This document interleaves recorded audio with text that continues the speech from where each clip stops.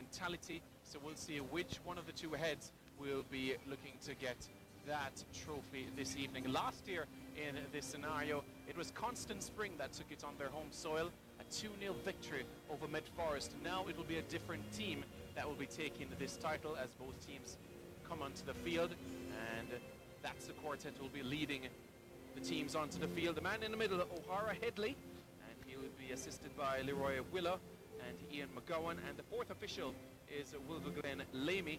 So a fantastic quartet of individuals for this major league finale. It's going to whet our appetite for what is to come, especially with the Super League coming up in another couple of hours or so. But O'Neill, you know, how key is it to continue that we speak about so much times, about that winning mentality? Both teams already into the Super League, so this is a game for them to go out, express themselves, and enjoy the moment. Boy, I don't know what you're getting at with that, because you have me concerned about my Champions League final, Liverpool beating Spurs a couple of occasions.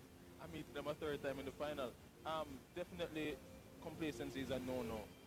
Sometimes even getting on the park itself, and in your mind you're believing that you've already won, and once you put that in your mind, you're already in problems, because the other team can be G'd up, can have a desire that, listen, they're not going to give you the opportunities they did before. Probably strategy has changed, and they've decided now to tweak a few things in terms of how they're going to approach the game, and you can be caught out.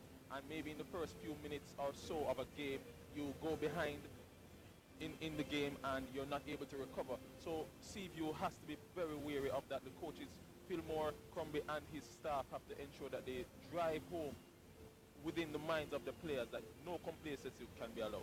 Yes, the greeting party that you see on the field, Mark Kelfa, the brand manager of the Magnum competition, Wayne Shaw Kasafa, president, Dylan Jeffrey Charles Chocolate, representative, and Matthew Samuels of Current Distributors. Those are the individuals that just had an opportunity to greet the team. And quite later as well, O'Neill will have a chat about the experience that is in that Olympic Gardens team. A number of these players having that exposure to the top flight of Jamaican football and the Super League experience as well. So we'll see if that experience will pay dividends. But that's the Seview Gardens team that you're seeing on your screen in white and blue, dangerous with the ball in the air. And that's the team in red, Olympic Gardens, who are red hot with the ball at their feet. This is promising to be an encouraging encounter. And just to let you know as well, viewers, that once O'Neill and I work together, we're guaranteed three things: goals, drama, and penalties. So hang on to your seats. We're in for a treat. Oh boy, he's no different from Renata Brown, folks. Says these things, and unfortunately many times it happens. But I'm gonna promise you something, guys. I'm gonna switch it a bit. No penalties today. Come on, we're getting a result. Oh my word, O'Neill said it. We're going to be in for a good treat. So I love football, O'Neill, so whether it goes to penalties or extra time, bring it on. I love football as well. Doesn't mean I want penalties, but don't say that, O'Neill. These gentlemen will be going at all costs looking for that trophy, and that could be something that breathes momentum next season. O'Hara Headley, the referee, as mentioned earlier, Leroy Willa, the first assistant, the second is Ian McGowan, and Wilverglen Lamy, the fourth official, as they go through their pre-match routine, wishing each other well as we look forward to a clean game and hopefully a genuine spell of attractive football. Let's begin with the Olympic Gardens team that has gone unchanged from their semi-final win. Nicholas Fletcher in goal, Andre Brown, O'Shane Campbell, Andre Harding, David McLean, who got the winner in the semi-final, Mario Williams, Javon Reynolds, Stefan Maxfield, Mario Burton, Juran Lewis, and at 46 years of age, Ian Goodison. 46, he's showing the youngsters how it's done.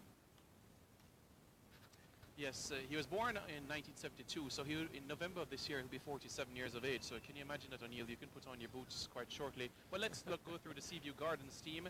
Dante Beeson, Zidane Beeson, Kalfani Brown, Lance DaCosta, Siobhan Diaz, Siobhan Palmer, Akeem Peterson, Romario Watson, Roger Williams, and Patrick Richards, and Zenard Street. You stated earlier, and I must agree, it's going to be a keenly contested game. I don't think either team, even though they've qualified, they want to give anyone an inch to get one one over on them, especially Olympic guards that has lost twice. So it's really going to be a keen contest. We're going to see who can probably edge it in terms of the early encounters, back and forth, and see who can, establish themselves in the contest.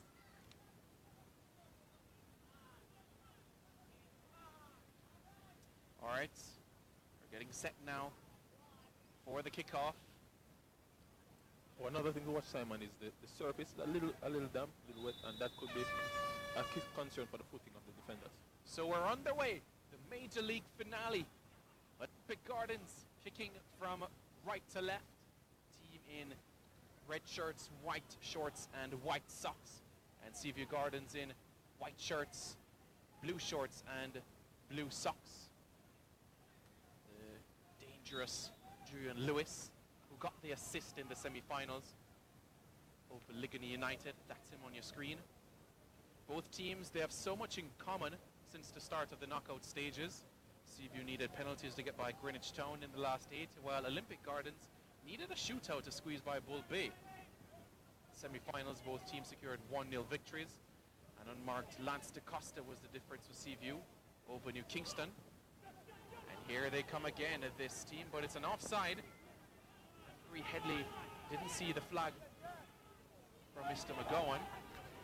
The flag is still up on that right-hand side. Now he sees it, and he's given him the acknowledgement. Yeah, he really was watching what was happening with the ball. I didn't see that his assistant was showing him that an offside had incurred. But it's going to be interesting. The Olympic Gardens team, they set up in a 4-1-4-1 formation. So what they're going to basically try to do is have a congestion or a lot of persons in the midfield area and try to knock the ball around from there and dominate and try to have a man advantage. And the Seview Gardens team sets up in a 4-3-3, so they're going to try to use the wings. Olympic Gardens scored 14 goals this season, conceded 10. Not a team that scores plenty, O'Neill, but when they do, they ensure that it is a goal that provides them a victory. Yeah, well, only conceding 10 goals is a very good number. Very low, defensively sound, but you do want to ensure that you get a goal so that you can be able to